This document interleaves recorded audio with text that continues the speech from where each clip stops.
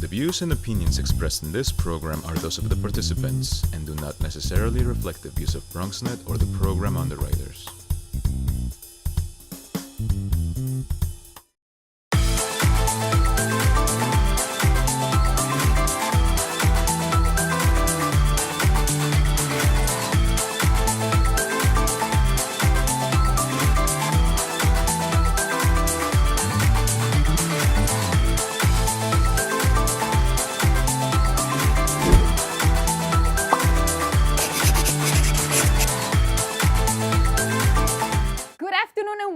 To the third episode of Baez's Trailblazer series. Woohoo! A weekly series throughout Women's History Month where we highlight Latina trailblazers who have excelled in their respective industries. As you may know, we are live via Facebook and at BronxNet TV studios. Woohoo! I am your host, Flericel Bello. Today, it is an absolute pleasure to welcome a Latina and Dominicana who has worked in the financial industry for over 18 years. Yes, 18 years. She is a director in Global Corporate Investment Bank responsible for managing Latin America and European large corporate multinationals based in North America. Everyone, please join me in welcoming Patricia Pacheco de Baez. Patricia, thank you so much for joining us today. No, thank you for having me. It's a pleasure being here this afternoon with you and with all of you to share my story, my career story. And this is what we want to hear. So tell me, corporate, global, finance, talk to us and break that down to us. Sure. What is it that you really do, right? So I'm basically a corporate banker, which is a relationship manager, and I'm responsible for the Latin American and European multinationals based here in North America. So basically companies above $1 billion in annual sales. And they're companies that have been acquired by headquarters outside of the U.S. And their intent is to be here, to have a presence in the United States and Canada, to grow. And my job as a banker is to provide them financial services of Bank of America to support them proactively in order to help them grow here in the States and in Canada. So that sounds like you have to travel. So I'm just imagining, right? That sounds like you have to travel a lot. That sounds like a fun job, although it's stressful. But tell us a little bit more of your day-to-day. Yes, so, yes. Definitely, I do travel a lot given the companies, the headquarters are based in Latin America, as explained, and also in Europe, but also in the States. They're all over the States. So they're not just in New York. They're also in Houston, in Dallas, in Florida, in Miami, in Tampa. Absolutely in every possible state across the country. So in addition to traveling and meeting my clients face-to-face and learning about what they do, and proactively trying to understand their needs, right, to support them. I also make sure that I have a lot of internal meetings, day-to-day meetings with my internal colleagues. So my role is basically, we can call it as a quarterback. So I'm the quarterback inside of Bank of America, and I bring all the specialists in the company to bring those solutions to our client. So I first meet my client and understand what they're looking for, and then I bring all the specialists, the experts across the company, across all the different products in order to add value to my client. So basically, it's a job that is very dynamic, a lot of movement. You have to really have a lot of energy, and very importantly, you have to work as a team to make sure you're very, very much working sometimes in a very short period of time, bringing solutions that your client need, and also sometimes, bringing solutions that are not yet in the market. So it's a very also innovative type of role. So that's why I like it. It keeps me on my toes. So it's very exciting type of role. That's very interesting, especially since you have to be coordinating all of these team members, right, to be able to provide the exceptional service to your clients. Now, tell us how did you enter this industry? Because not everyone knows, right? Or if you don't know anyone that could introduce you to it, you most likely not end up in it. I mean, it sounds like common sense, right? But yeah, no, absolutely. And to be honest, Financial services, when I first entered, I entered it by coincidence. So I studied in college Latin American Studies and International Business, which was a double major. But I wasn't yet clear when I graduated from college that I wanted to end up working in a bank. When I first graduated, I didn't have a job. That's actually the honest truth. I had a very high GPA, very successful in college, very involved in the community. But at that time, which was the 2000, there was a bubble, the tech bubble burst, if you guys remember, and there was no jobs. There was a crisis going on. However, I met someone that used to work at American Express Bank. His name was Gordon Just, who at that time became my mentor and gave me an opportunity to work as a temp at American Express Bank. So American Express Bank used to be an international bank owned by American Express, and they opened all these banks globally in order to do businesses of American Express, to have local licenses. So I entered this world of financial services, not really something that I intended to do, but once I entered it, I realized that's what I was meant to do. And why? Because I always been someone that liked to work with people, to build relationships, not just in the short term, but also in the long term, to proactively help and find solutions for my friends, for my clients, for absolutely anyone. So I think this type of role of relationship manager, of corporate banker, or a role in financial services could be a great fit for anyone that has that set of skills, personal skills, sales skills, someone that's always looking for innovative solutions, that's thinking out of the box, that can work as a team player. If you have any of those set of skills, you'll be able to add a lot of value in financial services, and you actually can do really well. So I encourage anyone that has those top skills to look at it. The great thing about working on a bank in financial services, for example, a bank like Bank of America, is that as a universal bank, you have absolutely everything under the same umbrella. So today I do corporate banking, but in Bank of America, we also have consumer banking, we have technology, we have private banking, we also have investments. So there's a little bit of everything. So you can really fit in. You don't necessarily have to be an expert in financing or an expert in accounting to go into financial services. Or be an expert or know a lot of math, right? Exactly, because or know a lot of math. Because a lot of the students think that because you're in finance that you Correct. have to be excellent in math, and Correct. it really doesn't. So you had mentioned different positions. Correct. So. You don't really have to. It would be great if you are, but you don't really have to. So basically, when I started my career, as I mentioned, I started through American Express, where American Express Bank, which I was there for 7 years. I was covering North America, and then I joined JP Morgan for another 7 years, where I was covering Latin American clients.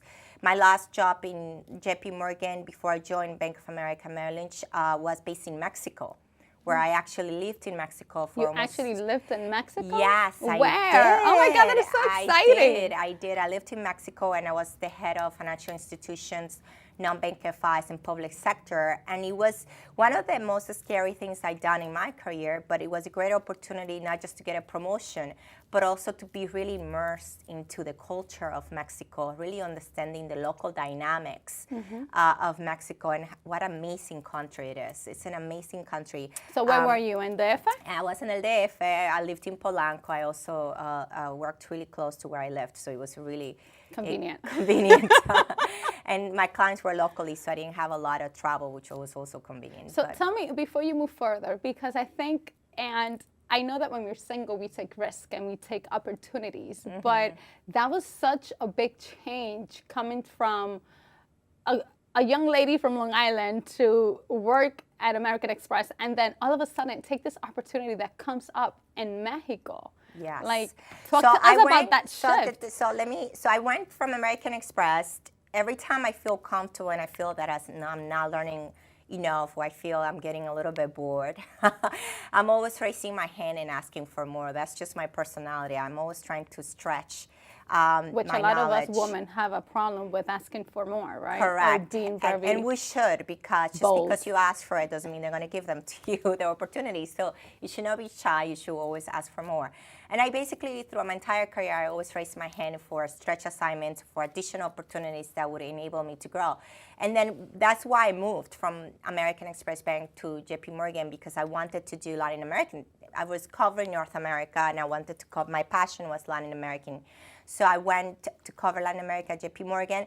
And then once I was there, I was in New York, then I moved to Miami, where I was responsible for the entire region, Latin America, for 2 years. Then I moved to Mexico City with this last job. Basically, I couldn't have done that, and I couldn't have done all the steps, obviously, if I didn't have the great partnership and the great support system that I had. So I have a great husband, right? I was married, and I gotta say, very lucky, because I had a great husband that supported me to go there. But I also always was very focused throughout my entire career. It's to make sure to take risks. Unless you take risks, you don't take rewards, right? So it was scary. It was very scary. I was the first director, female, right, in Mexico City, with that type of role. But there's something that I learned, and I will always take away, is that you really can do anything you set your mind to. Even if it's scary, you can work it out. You can make it work. After that, when I was in Mexico City, I realized, my end goal, my dream was to be a corporate banker. And I wanted that type of role. So I went and reached out to my network, and that's when I was invited to join Bank of America to be a corporate banker. Corporate banking is something that I prepare myself for. And one of the reasons why I went and did an MBA, an executive MBA at Kellogg Northwestern, because I wanted to expand my career and do more than I was currently doing in Treasury Services at the time, which was corporate banking. So corporate banking opportunity that I have now in Bank of America, it's an opportunity that I learn something new every single day. So before I was just covering Latin America for the first few years, and now I'm covering basically Europe, Spain, Italy, which is amazing brands, amazing companies, and I get to travel around Europe, but very much also learning about those cultures and how do we work, the dynamics, right, of dealing with companies from Europe, very different than dynamics of dealing with companies from Latin America. So having that expansion of knowledge every single day, for me, it's very rewarding and very interesting. So that is incredible. So because it is a different big dynamic from Latin America, although men, corporate, right? Because there's always men in corporate, and they're majority men in corporate. So being a Latina, right, and female, working and shaking the whole thing from Latin America to Europe, it's quite intimidating for them, no? Well, I think it's intimidating depending on the way you look at it. Of course, but I mean from so. Yeah, no, absolutely. I think sometimes, many times, when I speak to young women in this industry, or students are trying to apply to internships, they're always concerned about that topic. Am I going to be intimidated? Is it scary to be the only one that looks like you, that sound like you in the room?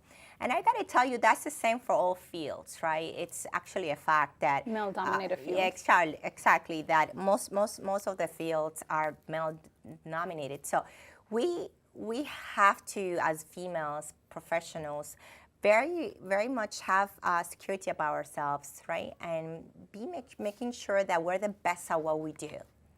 Regardless if you're female or male, give the best of your abilities, give the best to your clients, make sure you're known for where your traits are versus your female and male. And given that you're at that point in time when you become being the best at what you do, you're going to have that self-security, right? Self-assurance, that confidence that when you walk into the room, you won't feel intimidated, right? Because you will feel that you deserve to have a seat in the table.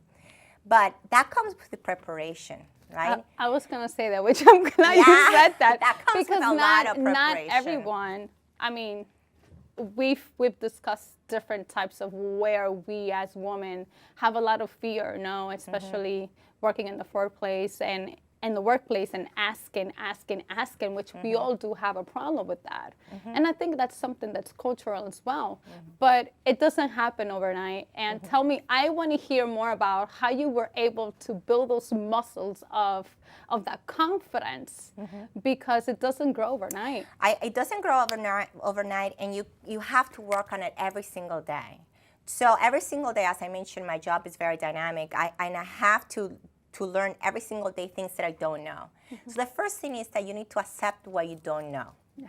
And you cannot be intimidated by that or upset that you don't know a topic. You cannot be an expert on absolutely anything. But what you must accept, which is something that not a lot of people do, is that you don't know. And then reach out to the network, reach out to your colleagues, reach out to your mentors, and get guidance and coaching on whatever it is, whether it's a product or whether it's to handle a situation with a client or with a colleague. That's very important, to really accept what you don't know and reach out for help. That has worked for me very well. I never pretend to know everything. I never pretend to sit on a silo. I'm built up. I'm not on an island, right? I'm not built up on an island. I'm here where I am thanks to the help of absolutely everybody. So preparation is very important, knowing what you don't know and getting prepared for that. Also, continue working on your skill sets. Okay? Just because you get a job and you have a job doesn't mean you stay there. Continue investing on your education. If you have a bachelor's, try to go after your master's. If you have a master's, try to go for your MBA. If you're in your current role, try to take classes that can enhance your current role. That is something that I learned from my mother when I was very young.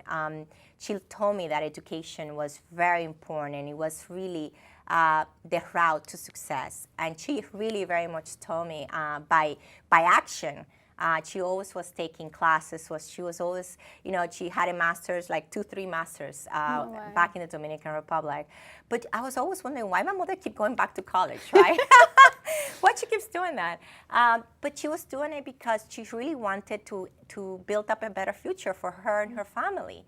And by you obtaining a good education and all the skill sets that you may need, you have the opportunity to then knock on the doors, apply for those different jobs, the type of jobs that you may not think that you're ready yet, but you'll be able to get them because you have the skill sets thanks to the education. So to me, preparation is very, very important. So did you always knew that you wanted to pursue finance? I know that you spoke briefly on it, but did you know when you were in college that you wanted to pursue No, I didn't know I wanted to pursue banking. I knew I wanted to pursue international business. I was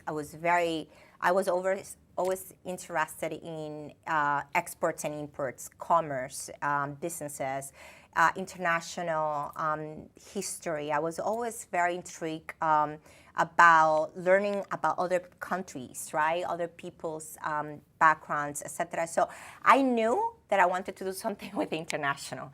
I wasn't sure if it was banking. Like I explained, I fell in banking by coincidence, but it's something that I tell you, you have an opportunity to reinvent yourself anytime you want because it's so broad. So many different things you can do.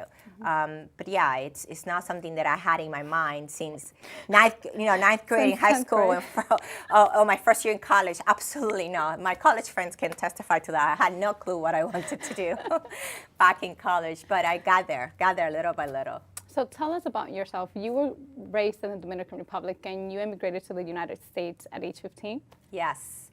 So I'm Dominicana, hasta la maceta, proud Dominican. I came to the States to live with my aunt Ada Garcia, and left my family behind. But it was not by choice. My mother passed away from cancer, and unfortunately, she passed away all of a sudden. And as a typical, very strong Dominican family, my aunts, which were my mother's sister, together with my grandmother, decided that the best thing for me and my brother was to move here to the States to live with my Aunt Ada, who was the only one that only had one child. Sorry about that. Yeah. So she came. They brought us here, and they gave us the news that you were staying here. But at that time, it was very challenging for me and my brother because imagine, we're not only Dominican Republic left our family behind, but we were coming to live to Shelter Island, which is a beautiful island, beautiful outside people. Outside of Long Island, yeah, by the way. Very far Shelter away. Island is beautiful. It's beautiful.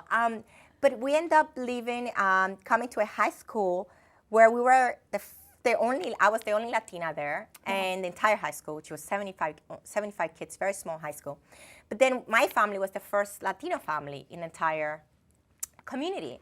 And I didn't speak a word of English, so I remember only knowing to say nice to meet you. So hopefully my ESL teacher, she's probably watching this, Terry Picasso, she's probably very proud right now, because she took a lot of time teaching me how to speak English. But yeah, it was at the beginning, it was very challenging times, but I have to tell you, I was very fortunate because the community, Shelter Island community, was a great community to us. They supported us, they helped us.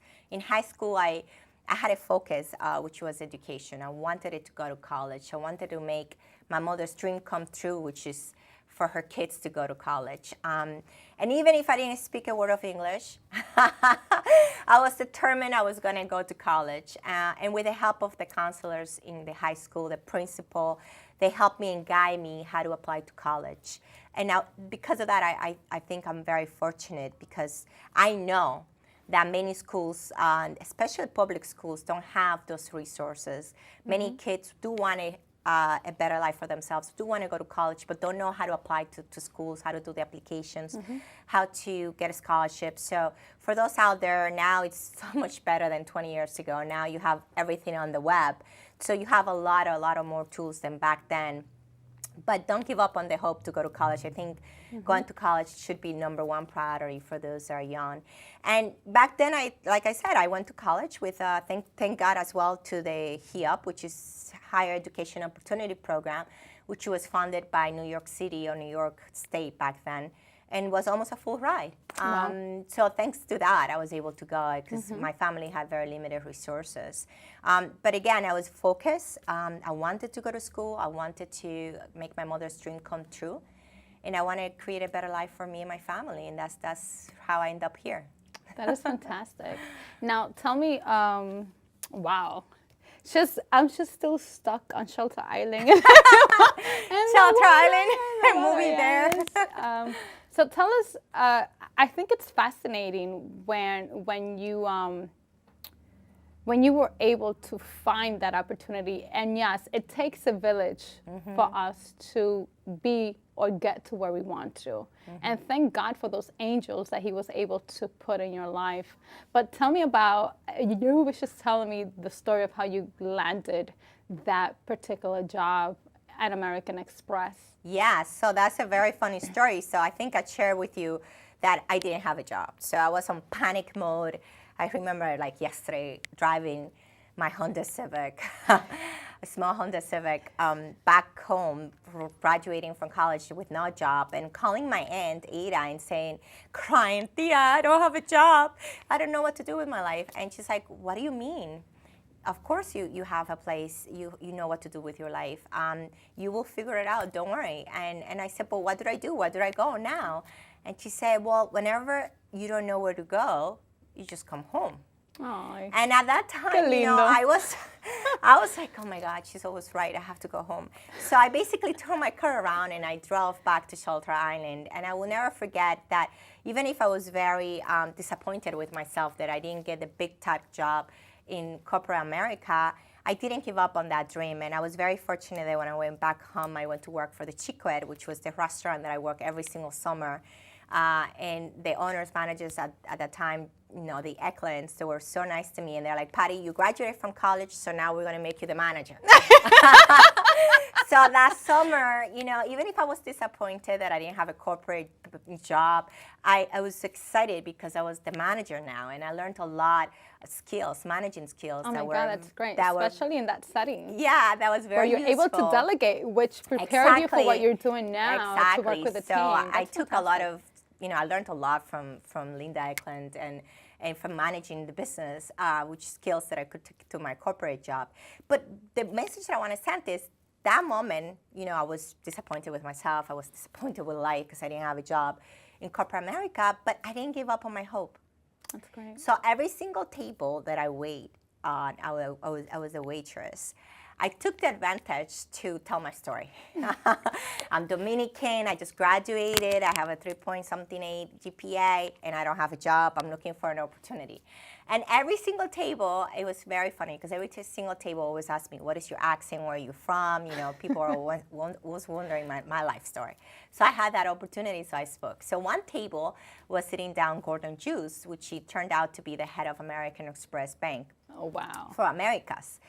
And basically, his aunt put him on the spot right there and say, my nephew here, he's the head of American Express Bank. He can help you. And my eyes just wide open, and I was so excited. And I basically made that connection with him. He gave me his business card. And he said, you know, I don't have any full-time jobs right now, but let's catch up. Let's get to know. Let me see your CV. But maybe we can find you a temp job. And I said, absolutely. Thank you so much. That was like an angel in the sky. Correct. That the head of American Express was in Western Hemisphere. Yeah, it was right there. But you know, I learned a lot from that experience because you never know who you're going to run into. Mm-hmm. And sometimes we don't even want to hold a conversation with anyone. Mm-hmm. And you never know, just like somebody can help you, you can help someone. Mm-hmm. So I think it's very important to build that network and continue investing on your network and sharing your story. So at the end of the day, one of the key takeaways as well from that experience it was that I wanted an opportunity to come into American Express, even if it was a temp. Nowadays, I see a lot of young millennials that they want the top job right away. I think you guys, all of us, right, have to think about taking a step-by-step approach. There's no elevator to success. Correct. And I was just eager to learn, and that's what I told him, and I think that's why he was able and willing, right, to give me an opportunity, because I was willing to learn, and all I wanted was an opportunity to learn. And once I came in, I had to prove myself, right? I had to be the first one in the office, the last one to leave. I had to make sure that I actually proved myself with my work ethic.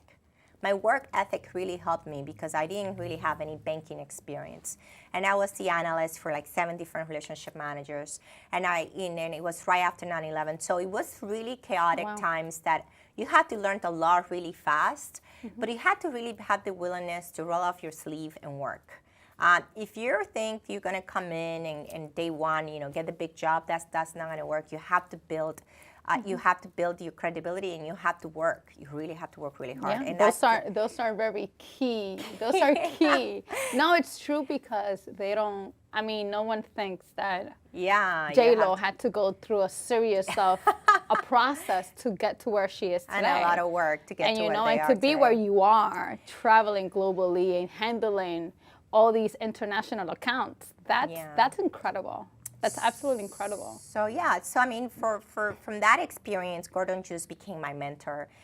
He was very high up there, so I got to work with also a lot of colleagues at the time. You know, hopefully Gabriela is looking to the live video. Gabriela Crespo, who also became one of my mentors. She was one of the few females at the time, bankers, and she taught me a lot and also invested a lot of time in me as a female, young Latina. I really did not know how to even dress in corporate America, to be honest.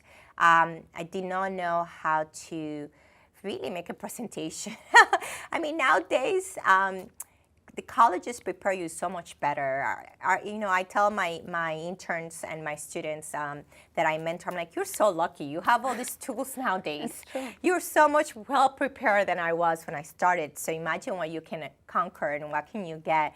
By the time you're my age, you'd be superstar, right? Because they come really prepared. But like I was telling you, it takes a village, right? And my desire to learn, my desire to be open of what I don't know, right? And to reach out. And you were very determined to what you wanted. To reach out, yes. It helped people wanted to help me because and mentor me and guide me because I was willing to ask for help. That's another very important thing through your entire career. Your career is not a marathon. And I'm not really at the end of my career. I still have 20 probably more years to go. But even right now where I am today, I think about what's next for me. You know, you need to reach out to folks. You have to ask for help, and you have to be self-aware. self-awareness is very important, and for the younger generation, that's something that I see also. Folks need to focus on what are your weaknesses and how can you work on that, and who can you reach out to help you on that. That's very important. I think that we all come to that. Yeah. But yeah. the good thing is that find help. A lot of people don't do that. Yeah. They try to figure out themselves. Oh my God, this is so fascinating. I think I can talk for hours, so I don't know how much more we have. Now, this is great. Now, it's what were the words of those mentors, of those people, the village that helped you? What were the words that encouraged you to push forward when, like your aunt, you said you always know where to come. You could come home. Yes. What were other encouraging words from those mentors that helped you like continue and push forward? Absolutely. So my Aunt Ada and my Aunt Virginia and my Margarita, they are my mother's three sisters, and they've always been throughout my entire life. My Aunt Ada is basically my mother because she raised me. She helped me and ended up raising me. But she always, they are very strong females, very strong females. They always believe that I have the capability or the capacity to do absolutely everything I set my mind to. Wow. And once I said I want to go to college, there was a lot of doubts in my family. How is Patricia going to pay for college? There's no money. Once I wanted to get a job traveling, how some people in my family were like, how is Patricia going to be traveling around the world and by herself? She's a female, she's a Latina, right? Then once I decided to take this job in Mexico, my aunts were basically, you're going to go take that job in Mexico. Yes, you can. One of us is going to go move with you and help you with Sophia, my daughter, and help you and Davis, with this whole traveling. You're going to be able to do it. Once I decided to do my executive MBA, they also came in and chipped in and helped. So they were always there to support me through this journey, but they always encouraged me to do more, right? To go for my dreams. And whether that's your aunts or your family, whatever it may be, that's the voices that you need to hear, because life is full of negativity. There's a lot of people that call me crazy all the time because I'm always asking and for additional assignments and additional things to do. And many people doubt me, and many people through my entire career told me, no, you cannot. So I have decided very, very early on to live my life listening to the positive voices, to the encouraging voices. Say that again, please. That is very important. I always listen to the encouraging voices, the voices of folks and people, including myself sometimes, that tells me, yes, you can move forward. So my family, I am very blessed because I have very strong females in my family that have told me also by their own actions that the sky is the limit, including my mother, who passed away very early age, but she has always been my muse and my family's muse. She was a very strong, persistent woman, very, very well-educated woman, and she chose that circumstances are only circumstances. And the reason why I say that is because my family, we were very, very poor when we were in the Dominican Republic. But my mother decided very early on that was just the circumstances, and just because they were poor at that time, we were not going to stay poor. And that's when she went back to school and did one master and a second master and a third master, applied for this job, another job. And before she passed away, she was actually a banker, which back then that did not exist. A female banker in Banco Central de la República Dominicana. So basically, she taught us that. She taught all of us and her sister. She was the oldest sister. She told her sisters that you go after your dreams no matter what. And then throughout my career, my mentors, I being Gordon Juice, who became my mentor. Even after I left American Express, I stay in touch with him until this day. He's actually the godfather of my daughter. And he has become like a second father to me. But through his mentorship, he always believed in my capability. And he was always very much motivating me to pursue my dreams and pursue that additional assignment or the new job, and also giving me feedback, which is very important. Feedbacks are always important. We're not perfect. We all have areas where to work on, and we need, sometimes we're not even aware of those things. And having a mentor or sponsor that supports that and gives you that input that real input that even sometimes you don't want to really accept. Yeah, It's very important so you can change it and rectify it. So I have Gordon, I have, a lot of folks throughout my entire career that has always, been there and helped me through it. But I have asked for help. Like I said in the beginning, I ask people for advice. I ask for coffee, and if I don't know something, I ask questions, and simply also ask, how can I help them? Because mentorship should not be a one-way street. It should be And that's something very important. What you give is that what you get. And you should be, for those that are listening, you should also invest time in building those relationships. Because just because you don't need a job right now or need any input or any kind of new information right now doesn't mean you don't need it later. Maybe they need you. It has to be a two-way street, right? And we should all support one another, especially in this community, right? The Latino Hispanic community. We should definitely... Which is not so common. Correct. We should definitely It has changed, though, I must say that. Yeah, we're very much growing, and we're the fastest growing population right now, and we have the fastest purchasing power right now. So as Hispanic Latinos, we're emerging to become a very powerful community, but we need to stick together and we need to help one another. So in my view, mentorship is a two-way street. We should invest time building those relationships and not just asking, but also providing. And even if you're junior, even if you're younger, you can always find some way to help. Whether it's by teaching someone older how to do a Twitter, right?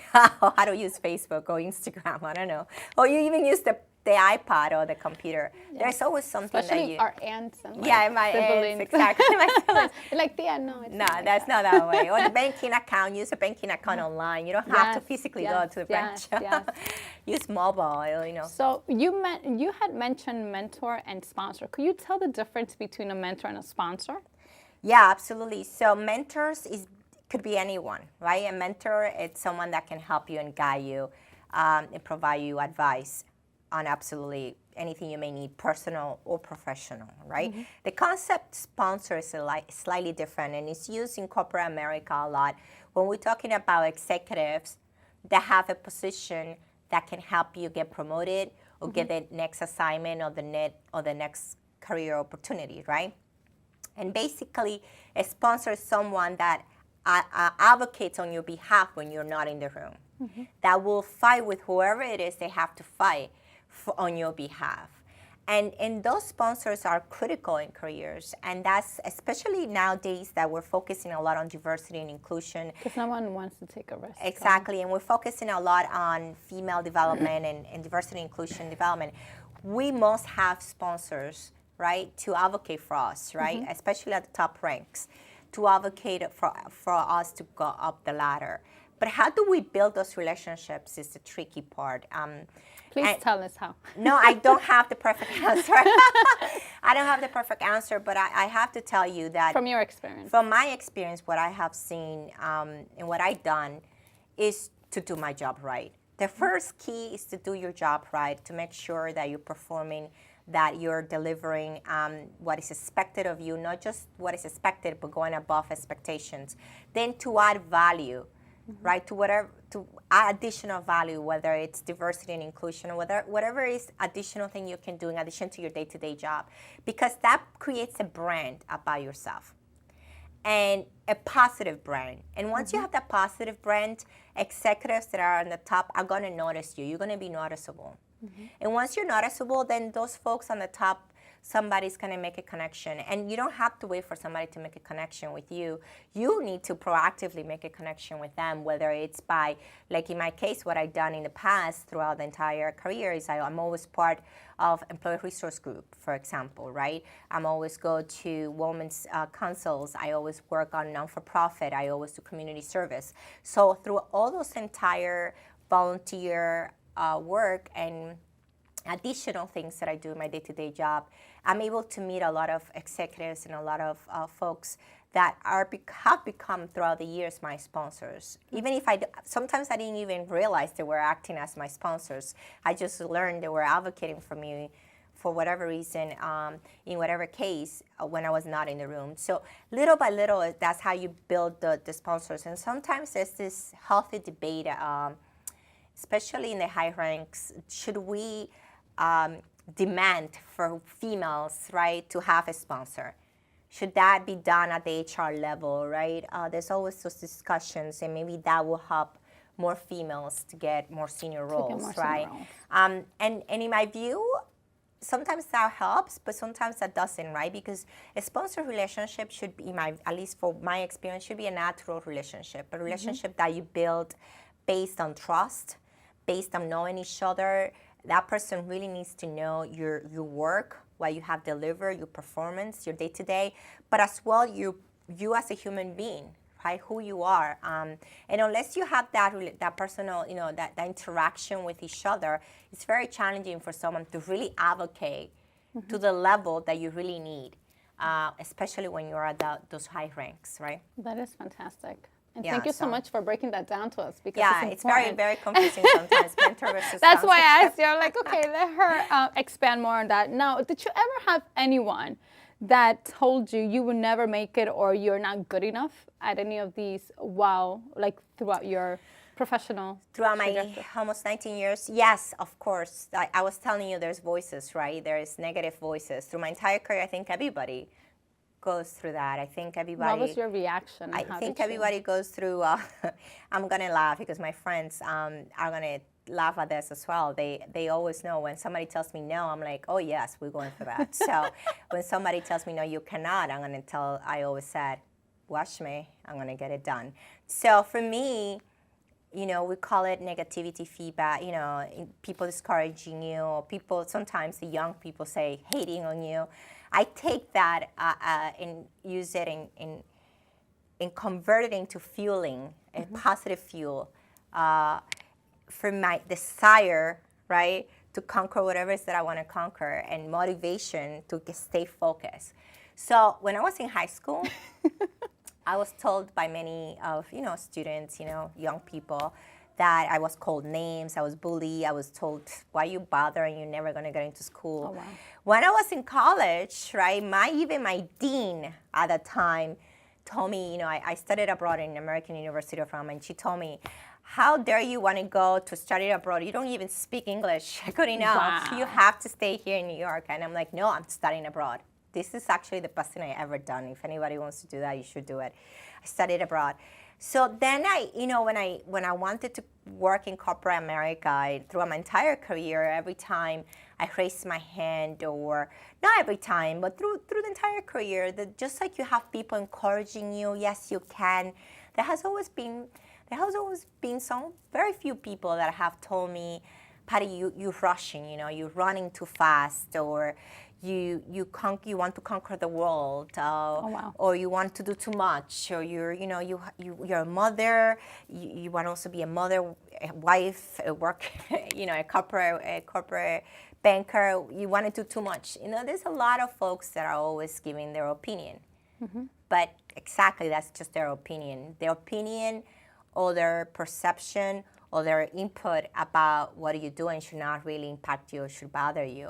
You should just stay focused on a mission. That's such a strong word. Stay focused. That's what I do. And like I said, I turn those voices down, because even myself, and that nobody talks about it. We have two voices in our head. We always have the voice that say, yes, you can, you're the best. And then we have this little annoying voice that tells us, oh my God, you don't know anything. You're too small, or absolutely, you cannot get that MD job or whatever job. Absolutely, you cannot. So we have to turn down that voice, that negative voice. Yeah. Turn it down. Even if it's there, turn it down. And just focus and listening to the positive encouragement from yourself and from those around you. And that's what I try my best to do. Some days, you have to listen to that crazy voice, but then I move on really quickly. I try to move on really quickly. Thank you for sharing that. That is quite amazing. And that is actually very true. Let's quiet those voices down. No, it's true. Now, tell us what keeps you striving. What keeps you striving? What keeps you? You've mentioned how you have, I wouldn't say conquered, because you have more to do. Yeah, I have 20 more years to go and a lot of things to conquer. But you have come such a long way. Thank you. And that's very, that's something that our audience, that our youth could actually look up to and say, if Patty made it, I can do it too. Yeah. And, you know, So what keeps me striving? I think for the youth and for the youngsters, especially the young Latinas out there, I really believe that you need to know what you want to do, right? And basically you need to set goals. And through my entire life, whether we're personal or professional, I always have set goals and I always set plans towards those goals. And I always try to find the pieces that can help me get towards those goals. And of course, what keeps me striving is my family, right? I was, in the beginning of my life, I was always motivated by my mother, by my aunts. Then now I'm motivated by my family, my husband and my daughter. I have a daughter that I want her to have an example and to look up and say, you know, if mommy was insane, right? She accomplished everything she wanted to accomplish. I can also do so when I grow up. So that's what I want to leave behind. I want to leave behind a legacy where my daughter can see with my actions that just because I'm a female doesn't mean I cannot go after my dreams, whether they're in corporate America or even my personal dreams.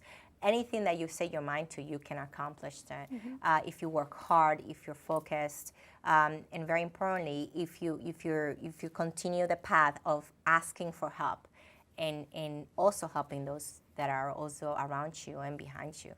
So that strikes me. And the last thing I like to tell you is, what did you wish before? Because I think you're gonna answer. Yeah. Did you wish you did anything different? Oh yeah, that I need another hour to share how many other things I could have done differently. Briefly. I think I could have been a little bit more patient when I was younger. I could have believed in myself a little bit more. Confidence is something that I learned throughout the years, but you need to be confident. Early on, I was sometimes hesitant to ask for that assignment. Like when I was younger, before I got married, I could have taken a lot of jobs internationally. When I was American Express, I could have raised my hand and say, hey, I could go to India, or I could go to China, or I could go to London. I was very shy about raising my hand for those type of international roles when I was early on.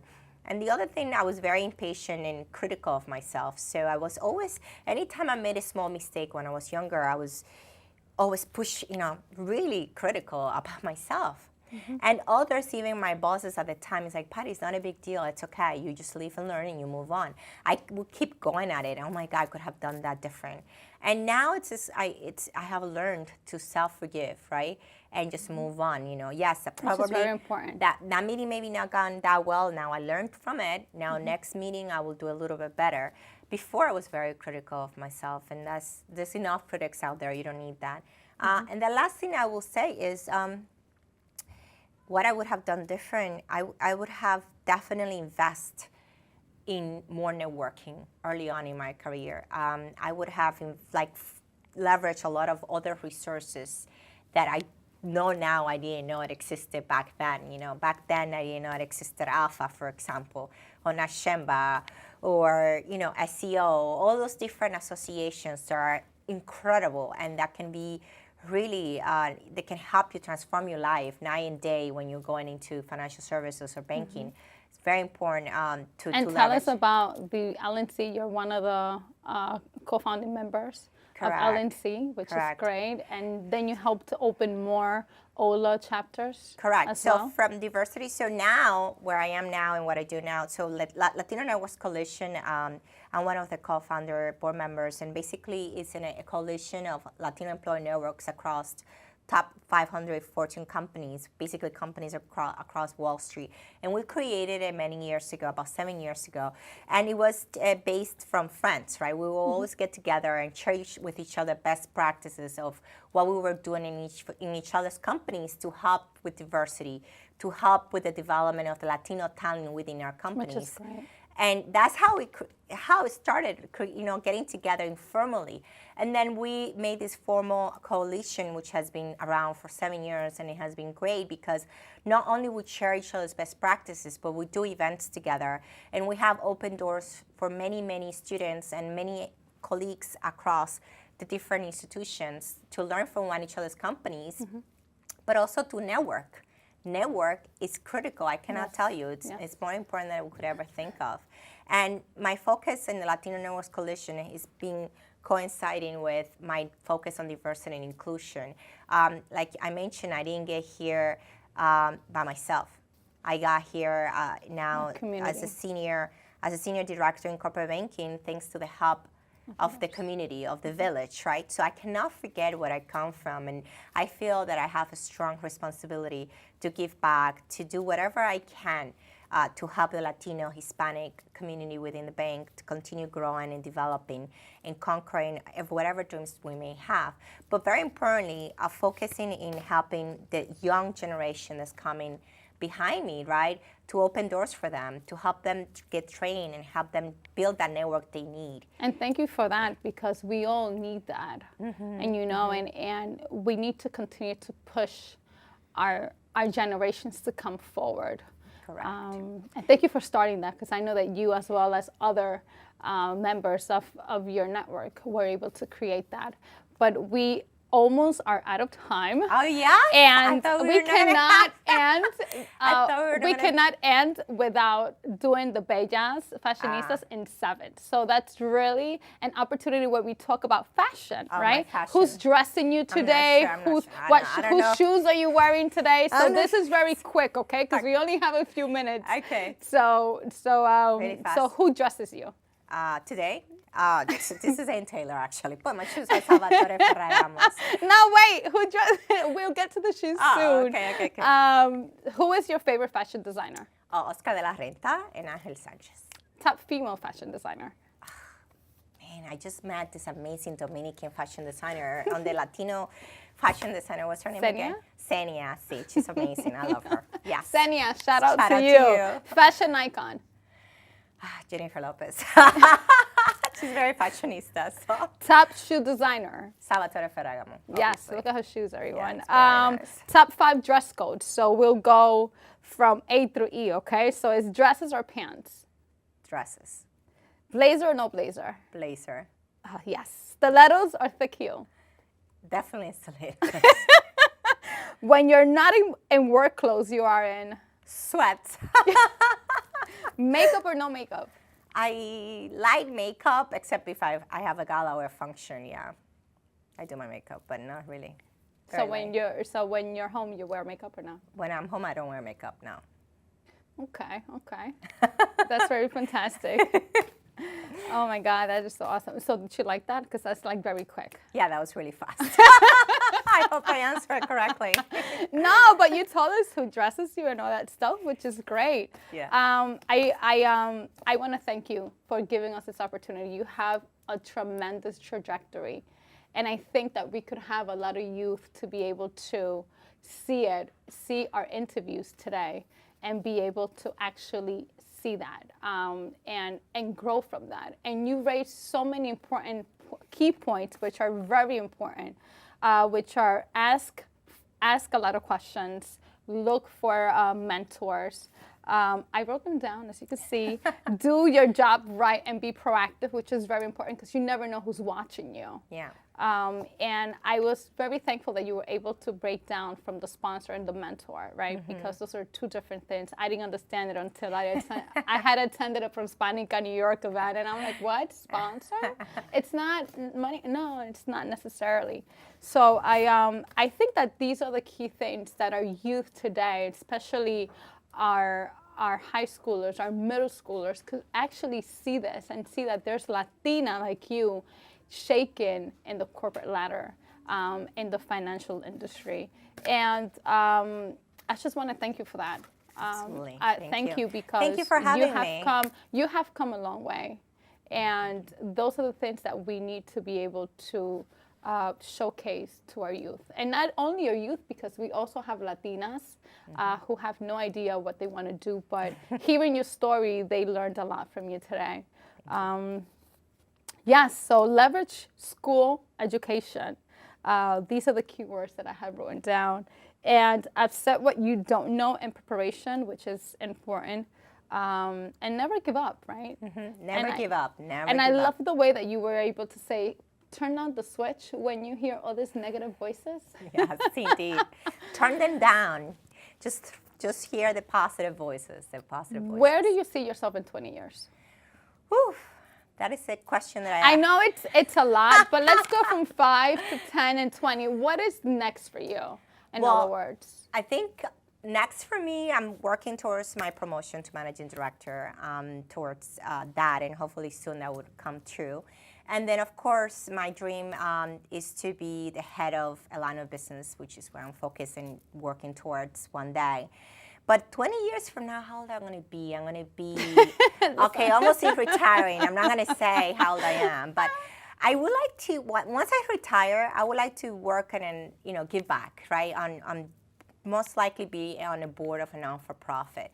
I hope to be in a place in my life at that time, if we're still alive, to be able to really give back to the community. I think I will be very happy doing that, and that's my goal, to be on the board of a non-for-profit and make a bigger impact in the community, especially the Hispanic Latino community. That's what I'm striving towards. That's fantastic. That's fantastic. That's the plan. Who knows what? So how can we help more Latina get a seat at the table? I think, like I mentioned, the first preparation, right? Encouraging all of us to apply for the schools. Many times Latinas, especially Latinas, we get all these voices around our families, what we're supposed to look like, what we're supposed to behave like, what we're supposed to do with our lives. Many times we're told, get a husband, get married, and that's it. That's not really, you don't allow absolutely anyone to kind of, tell you what to do.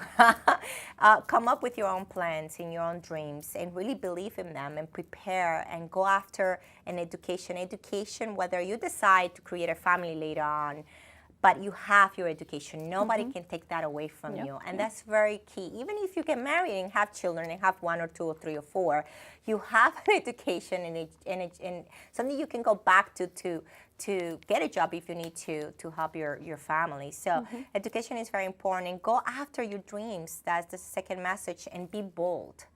Latinas, we didn't talk about this, but I had a discussion, a panel a couple years ago, where we talk about multicultural women, especially Latinas, all this unconscious bias about us, but all the realities about us. We have absolutely everything it takes to be successful. We have the drive, we have the energy, we have the hard work ethics, we're funny, we're talented, we're personable. Everybody wants to be around us. Latinas, we got what it takes to be successful. So we just really have to take that in.